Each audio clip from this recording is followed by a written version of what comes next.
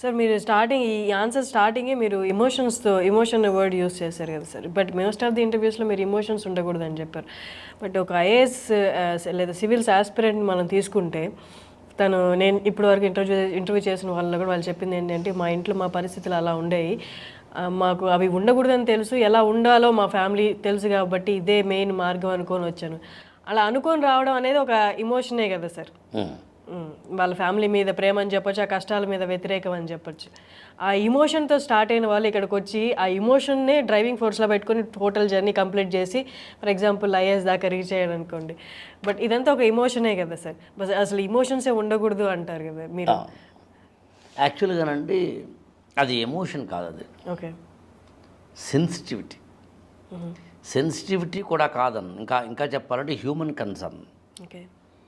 Road మీద ఎవరికైనా బాధ కలుగుతుంటే మనం దానికి ఏదైనా ఒక హెల్ప్ చేయాలి అనుకోవడం అనేది హ్యూమన్ కన్సర్న్ సంబంధించిందని. హ్యూమన్ కన్సర్న్ అంటే మీకు చాలా సింపుల్ చెప్పాలి అంటే, ఎదుటి వ్యక్తి యొక్క బాధనే పెద్ద పదం కూడా, ఎదుటి వ్యక్తిని అర్థం చేసుకోవడం అని. నేను మీ ఇంటికి వచ్చాను, మధ్యాహ్నం 2 గంటలకు వచ్చాను, మే నెల, ఎండలు మండిపోతున్నాయి, మీ అక్కయ్యో తమ్ముడో ఎవరో తలుపు తీశారు, వాళ్ళు ఏమీ అడగలేదు, ముందు మంచిలు కావాలా అన్నది హ్యూమన్ కన్సర్న్. ఓకే. ఎందుకంటే అక్కడెక్కడైతే అది నేను మీరు ఆశ్చర్యపోతున్నా, నా ఆఫీస్కి నా ఇంటికి వచ్చిన ఎవరికైనా కానీ నా స్టాఫ్కి చెప్పే మొట్టమొదటి మాట ఏంటంటే మంచి నీళ్ళు ఇవ్వండి, మినిమం. అది సరే కాఫీ టీలు ఇవ్వలేకపోవచ్చు, ఇవ్వాల్సిన అవసరం లేకపోతే that is different story. Human concern. Road మీద వెళ్ళిపోతున్నాం మనం, అక్కడి నుంచి ఎవరో ఇంకొకళ్ళు వెళ్ళాలి, మనం వెళ్ళాలా వాళ్ళు వెళ్ళాలనే చిన్న క్లాష్ వచ్చింది అనుకుందాం, మనం ఆగడమే హ్యూమన్ కన్సర్న్. వాడు వెళ్ళని ముందు వాడికేమో ఏ కారణం చేతనైనా అర్జెంట్ పని ఉందేమో మనకే తెలియదు కదా, హ్యూమన్ కన్సర్న్. ఎదుటి వ్యక్తి యొక్క ఆ అవసరాన్ని, ఆవేదనని, బాధని, కష్టాన్ని, స్థితిగతుల్ని అర్థం చేసుకోవడం హ్యూమన్ కన్సర్న్ అండి. ఈ హ్యూమన్ కన్సర్న్ కనుక నువ్వు కొంచెం లగేజ్ పెంచుకుంటే సెన్సిటివిటీ. ఆ లగేజ్ పెంచుకోవడం అంటే అర్థం ఏంటంటే, నువ్వు అనవసరంగా దాంతో ఉండిపోవడం, ఆలోచిస్తూ ఉండిపోవడం. ఉదాహరణకి రోడ్డు మీద మనం వెళ్తుంటే, అంబులెన్స్ వెళ్తుంటే పక్క దారి ఇవ్వడం హ్యూమన్ కన్సర్న్. ఆ అంబులెన్స్లో ఎవరున్నారో పాపం వాడు చచ్చిపోతారేమో అనుకోవడం లగేజ్ పెంచుకోవడం. సో అందుకని human concern is different from sensitivity, luggage పెంచుకోవడం. ఇంకొంచెం క్లారిటీగా చెప్పాలి అంటే, అమ్మకి షుగర్ లెవెల్ విపరీతంగా పెరిగిపోతే వెంటనే ఇన్సులిన్ ఇంకోటో ఇవ్వాలి అని ఆలోచించడమేమో హ్యూమన్ కన్సర్న్. అమ్మో అమ్మకి ఏమైపోతుందో, అమ్మకి ఇది అయిపోతుందేమో అని నువ్వు కూడా బాధపడి టెన్షన్ పెంచుకుని ఆ షుగర్ ఆవిడకే కాకుండా బోనస్గా నీకు కూడా తెచ్చుకుంటే అది సెన్సిటివిటీ. ఇది ఇంకా పెరిగి లగేజ్ నీ నెత్తి మీద నీ ఒంట్లోనే కాకుండా ఇంట్లో కూడా తెచ్చుకునేంతలా పెంచుకుంటే అది ఒక్క మాట చెప్పాలంటే ఎమోషన్. ఎమోషన్ అంటే అర్థం ఏంటంటే, మీరు ప్రేమ లాంటివి చెప్పండి, ద్వేషం లాంటివి చెప్పండి, బాధ లాంటివి చెప్పండి, ఆనందం లాంటివి చెప్పండి, ఏవైనా సరే అతి సర్వత్ర వర్జయేతలాగా any positive emotion or negative emotion నిన్ను ఎప్పుడు కొంగదీస్తున్నాను. ఎన్ని ఉదాహరణలు కావాలో చెబుతాను. ఉదాహరణకి ఒక అమ్మాయి చదువుకుంటోంది, ఆమె ఏదో నీట్ ఎగ్జామినేషన్ ఇంకొకటో రాస్తోంది. 12ంటికి ఫ్రెండ్ వస్తా అన్నాడు. సరే బాయ్ ఫ్రెండ్ కూడా అనుకుందాం, నష్టమే ఉంది. 12ంటికి వస్తా అన్నాడు కదా అని చెప్పి చాలా అందంగా తయారైంది. రాక వస్తాడు నా రాజు ఈరోజు సాంగ్ కూడా వేసుకుంది. ఇతను 12ంటికి మెసేజ్ పెట్టాడు, ఐఎమ్ నాట్ కమింగ్ లేదా నాట్ ఏబుల్ టు కమింగ్ అని. 3 కాస్త పాయే.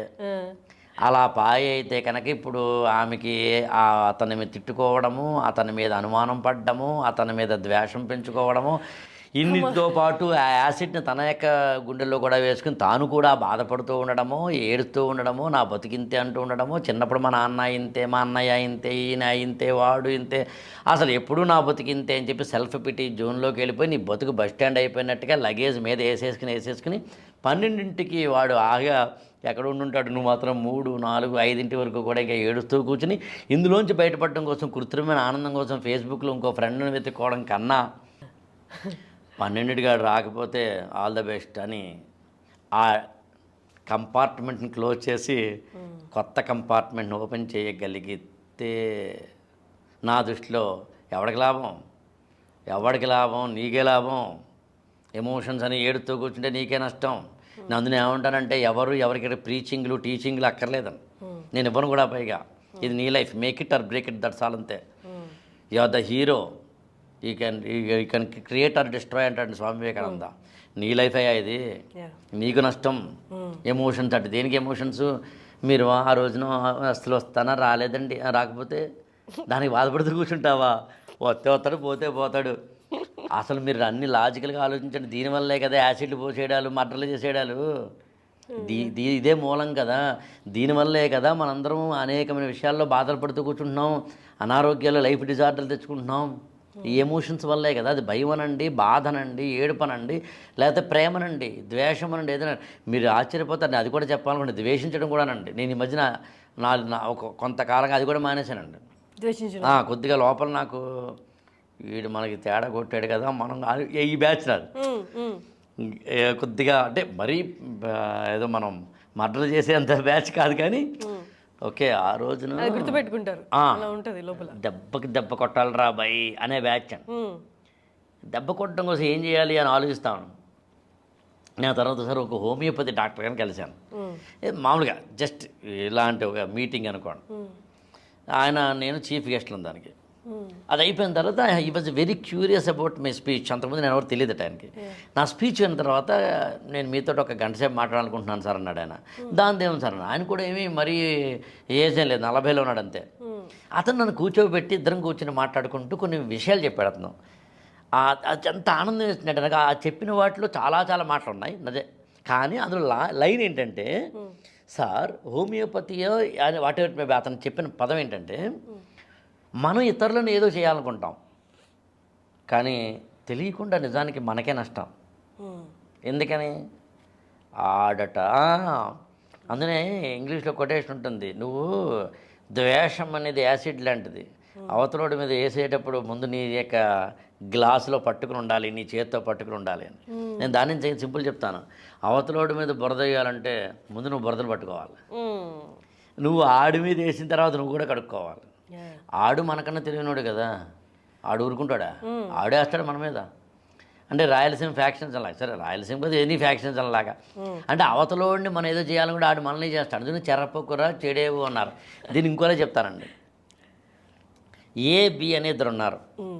బి గాడు ఏ గాడికి మోసం చేశాడు. ఏ గాడు వదిలేశాడు అనుకుందాం, క్షమాగుణంతో వదిలేశాడు అనుకుందాం. ఇప్పుడు బి గాడు ఏం చేస్తాడంటే ఊరుకోడు కదండి, సి గాడిని మోసం చేస్తాడు. అంతే కదా. మరి బి గాడికి మోసం చేయడం అలవాటు అవుతూ ఉంటే అందరినీ మోసం చేసుకుని వెళ్తుంటాడు కదా. తాడిని తన్నేవాడు ఒకడుంటే వాడు తల తన్నేవాడు ఇంకోటి ఉంటాడు. ఏదో ఒక రోజున వాడి వైఖరే, వాడి యాటిట్యూడే, వాడి నేచరే, వాడి మోసపూరిత గుణమే వాడి కోతిలోకి వెళ్ళేలా చేస్తుంది. అందుకే నేను ఏమంటానంటే, స్వభావస్తు ప్రవర్తతే అని భగవద్గీతలో చెప్పినట్టుగా నీ స్వభావమే నీ ప్రవర్తన, నీ ప్రవర్తనే నీ ఆచరణ, నీ ఆచరణే నీ రిజల్ట్, నీ రిజల్టే అంతా. అందుకే నేనేమంటానంటే, నువ్వు నన్ను మోసం చేసావా, ఆల్ ద బెస్ట్. నువ్వు నన్ను ద్వేషిస్తున్నావా, వెరీ గుడ్. ఓకే, నువ్వు నన్ను ఏదో కుట్రపూరితంగా అనాలనుకుంటున్నావా, ఓ వెరీ గుడ్. ఇప్పుడు ఎప్పుడైతే నేను లోపలకు కూడా ఈ ద్వేషాన్ని తీసుకోవటం లేదు, ఏమవుతుందంటే ముందు నా ఆరోగ్యం బాగుంటుంది. నిన్నేదో చెయ్యాలి నేనెందుకు. నేను అందుకు ఇంకోలా ఉంటానంటే, అసలు మనల్ని తప్పుదోవ పట్టించడానికి, మన సర్వనాశనం చేయడానికి పక్కోడికి ఎందుకు అవకాశం ఇస్తాం? మనకు మనం వేసుకుంటాం కదా. కాలేజీ కుర్రాళ్ళు ఆడి చదువు డిస్టర్బ్ చేయడానికి పక్కన సౌండ్లోను ఎదుర్కోవడం కూడా అక్కర్లే కదా, ఆడికి ఆడే వేసుకుంటాడు కదా. సో అందుకని ఇక్కడ అందరూ కూడా తమ జీవితం పట్ల తమకు బాధ్యత ఉంటే, నీకు ఎదుటి వ్యక్తి ఏ పని చేస్తే బాధ కలుగుతుందో ఆ పని ఇతరులకు నువ్వు చేయకుండా ఉంటే దట్స్ ఆల్ భయ్యా, పర్ఫెక్ట్. సో అందుకని ఇలా జీవితాన్ని ఉన్నంతలో అయితే ఇంకోటి కూడా చెప్పాలి మీకు, మనం మంచిదనం అమాయకత్వం అనిపించకూడదు అవతలడికి. అందుకని కాటేయకూడదు కానీ బుస కొట్టాలి. గన్ను వాడకూడదు కానీ ఉందని చూపించాలి. అందులో గుళ్ళు ఉంటాయి, బుల్లెట్స్ ఉంటాయి కానీ వాడం. సో కాబట్టి నా దగ్గర ఆయుధాలు ఉన్నాయరా, ఎక్స్ట్రాలు చేస్తే తీయగలను. ఆయుధం తీయట్లేదంటే అర్థం అమాయకుడిని కాదు, మంచితనం. ఆయుధం తీయట్లేదంటే అర్థం పిచ్చుక మీద బ్రహ్మాస్త్రం వేయక్కర్లేదు కాబట్టి.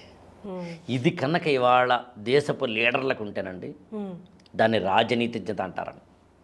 రాజకీయాల్లో ఈ విజ్ఞత కనుక పెద్ద పెద్ద డబ్బులు సంపాదించిన వాళ్ళకు ఉంటే చాలా మంచి పనులు చేయొచ్చాను, చాలా మంచి పనులు.